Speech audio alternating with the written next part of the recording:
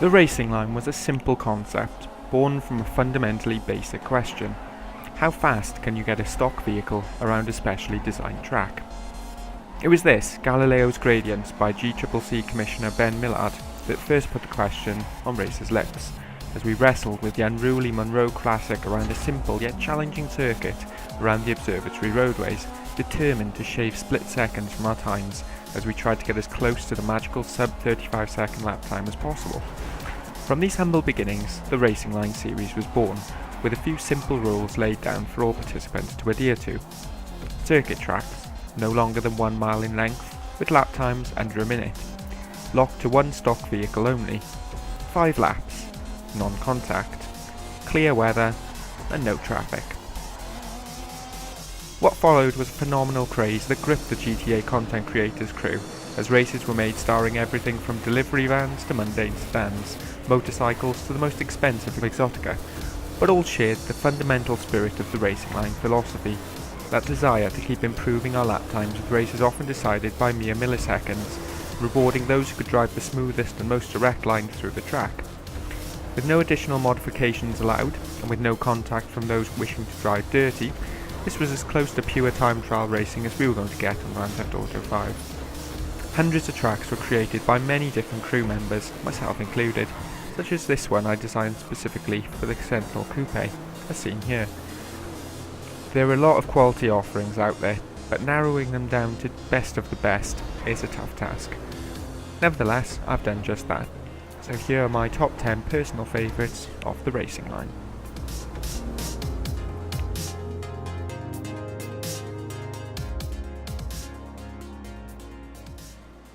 The Phoenix is an iconic muscle car that is suitably celebrated in this technically brilliant lap from Belly Fluff. Carving a path up through the Vinewood Hills and back down past the Gentry Manor Hotel, the route demands careful car control, firstly to tackle the uphill cambered hairpin, and then to pick your way through the narrow hillside section, before a make or break downhill cambered hairpin can really damage hasty racers, as it's lined on the far side by a severe rock face that can inflict pain and suffering on those who aren't cautious with their braking. Finally, a wild descent is concluded with a punishing chicane that requires inch-perfect steering to successfully negotiate, and this can be a game-changing point in the track. The Phoenix suffers from excessive wheel spin and strangely a slight touch of understeer, particularly noticeable on the curving hillside ascent, and this ensures the race is a real test of your concentration and nerve. The Rebel is a wonderfully styled pickup truck. It's sadly all but useless as a custom race vehicle, thanks to its abysmal brakes and a strong tendency to lose balance on corners. In this race, Wamsner has found the perfect route to put it through its paces, a circuit that takes in some of the more Dust Bowl areas of sandy shores, and even throws an odd curveball midway through as you pass between a couple of volatile gas pumps. Starting with an acute hairpin treacherously lined with small rocks, the circuit crosses over on itself several times with a succession of right-hand turns that taunt you into taking them too fast, leading to excessive runoff and precious lost time. The key here is precise steering, with minimal braking required, providing you take the correct entry line into the corner. However, as I mentioned, the Rebel has poor brakes, and so it requires a great deal of skill to judge your line perfectly, so as to avoid the myriad of fences and posts that populate the edge of the track. This is a fun race, and it takes a very unrace-like vehicle that somehow creates a tight and technical route for it to thrive on.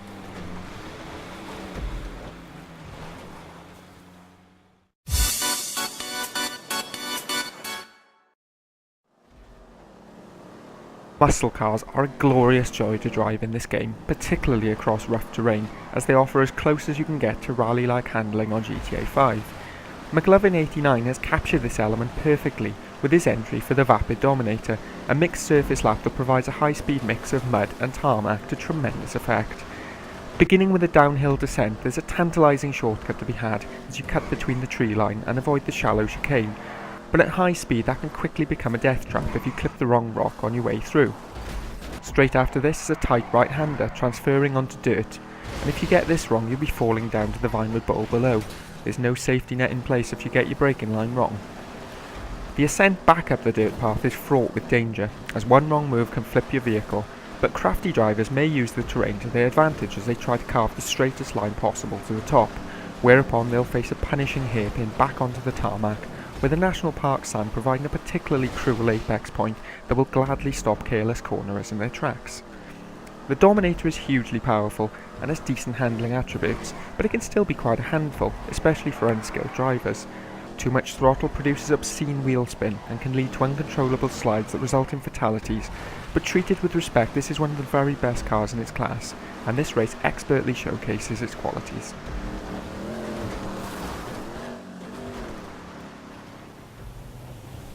Not all Racing Line entries rely on speed.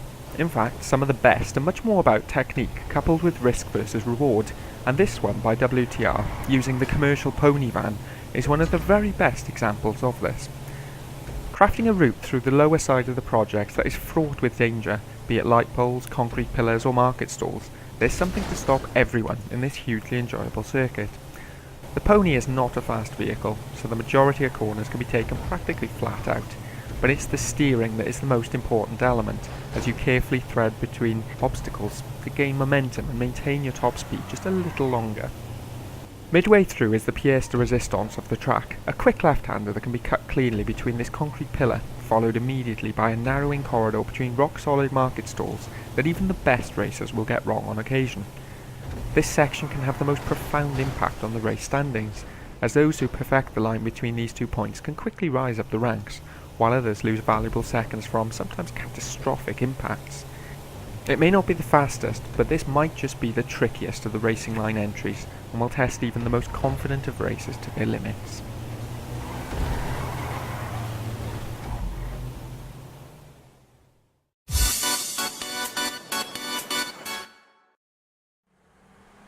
This is a very short lap, clocking in at the low 30 seconds mark, but that doesn't detract from what an excellent job GM-HOOT has done in crafting a circuit perfectly suited to the low-powered, understeer-heavy Blista.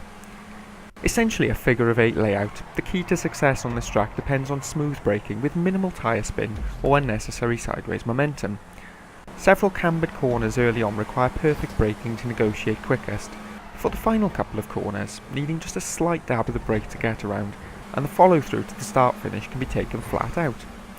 With such a simple layout, close racing is guaranteed, and positions can be swapped frequently, with a single mistake punishable by a rapid descent back down the leaderboard. It's for this very reason this race ranks so highly on my list, as it never fails to provide a brilliantly tense and often surprising battle for supremacy right to the checkered flag.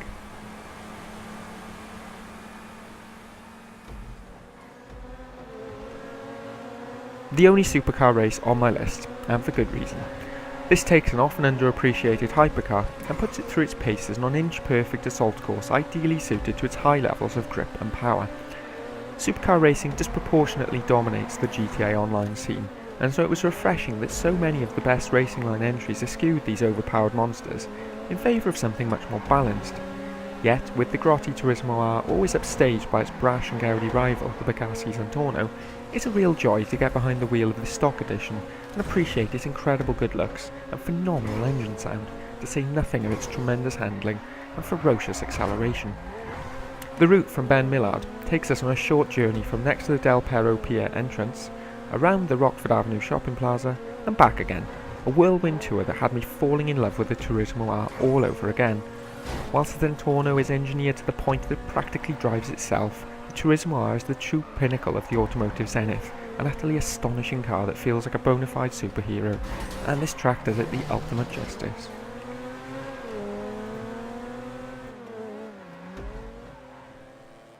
Do you expect me to talk? No, Mr. Bond, I expect you to drive. Well, Rockstar really missed a trick with this car, with bongobeat's hugely apt pun on the car name just one of the many reasons I love this entry. A massive pain in the ass would be an appropriate way to describe the Debussy JB700's handling characteristics, as it seems determined to fishtail at every given opportunity. But if you can get this all-time classic under control, this is a wonderfully rewarding race experience.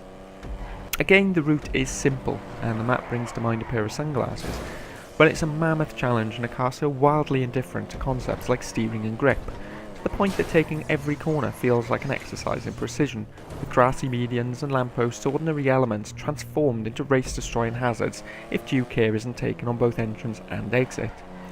Undulating roadways further complicate the deceptively simple layout, and will lead to a great deal of road rage from those left in the dust. With every corner prompting the thought of how fast is too fast, this race dares you to go just that bit faster and emerge unscathed after every single meeting of car versus corner, and rewards patient drivers who can successfully tame this rabid beast.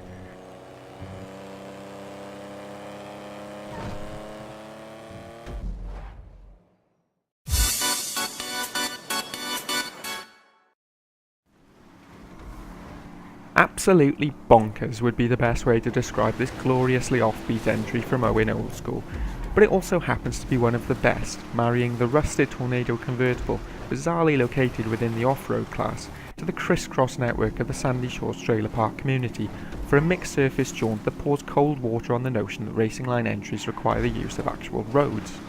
Instead, this rally plots a route between dowdy trailer homes and downtrodden shacks, and uses the natural elements as a key part of the line, while encouraging a freestyle approach throughout. The first corner, for example, teases a daring cut through the gas station for a more direct approach, while other sections also encourage usage of the full spectrum of the surrounding environment to maximise your width and minimise the need to apply the almost completely useless brakes. Be careful though, as it works both ways, and these seemingly benign cuts can quickly turn sour if you mistreat them, such as uncontrollable flip action should you hit this concrete lip at the wrong speed or angle. The racing line of this track consists of far more than the immediately obvious, with precious seconds culled through utilisation of the many facets of the area, and the best racers will quickly learn precisely what will and what won't earn them fastest passage.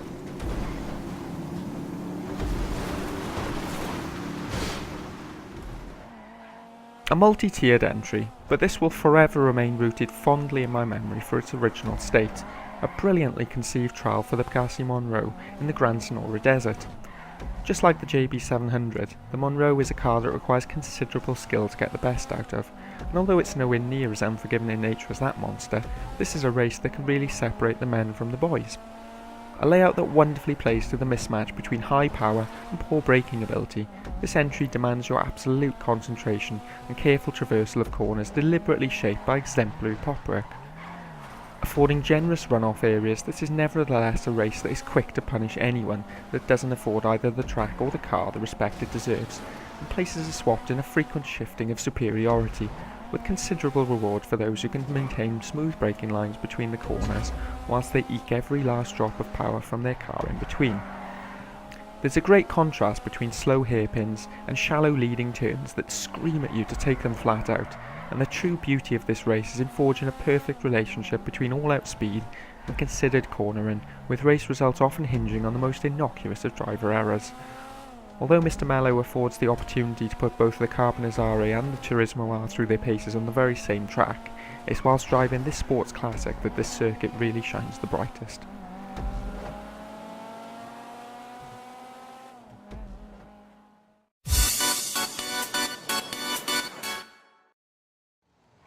Who would have thought that my favourite racing line event utilises a decidedly unracy vehicle for its purposes?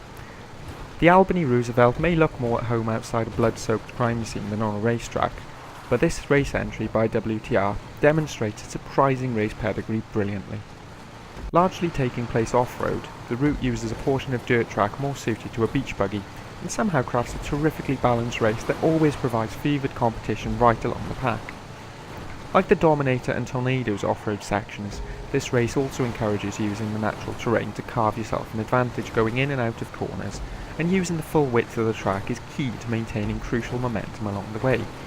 With only one severe corner, a tight hairpin with a fir tree apex right at the end, there's little on paper that would appear to provide much challenge, yet the unspoiled brilliance of the circuit lies in its deceptively simple layout that ensures races are always extremely close and fraught with tension throughout. There's an audacious right-hander that crosses this small gully bridge, and then a sweeping left-hander leading downhill to the aforementioned hairpin, where sudden understeer can result in an unwanted visit to the ditch below and loss of precious time. The final hairpin can be an excellent place to climb the ranks with a perfect rendition of the high-end low-out racing line technique, but it's much more likely you'll pass opponents by outbraking them and opting for easing off the throttle as opposed to full-on braking when negotiating the mid-section of the track. There's a lot to like with this one, from the brilliantly evocative vehicle of choice to the superbly conceived layout, and even the marvellous makeshift start-finish line creation. It all adds up to a near-perfect package of racing goodness. and who doesn't love the sound of that amazing horn? For all these reasons and more, the Racing Line-Roosevelt by WTR is my all-time favourite of the series.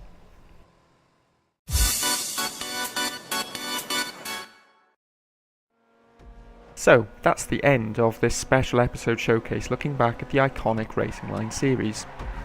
Lots of great tracks that didn't make the cut, of course, and perhaps you disagree with some or maybe all of my choices. What are your favourites from the series? Do you even like the Racing Line series? Let me know by leaving a comment in the section below. And like, share and subscribe for more Grand Theft Auto Online videos coming soon. Thank you very much for watching, and until next time, bye bye.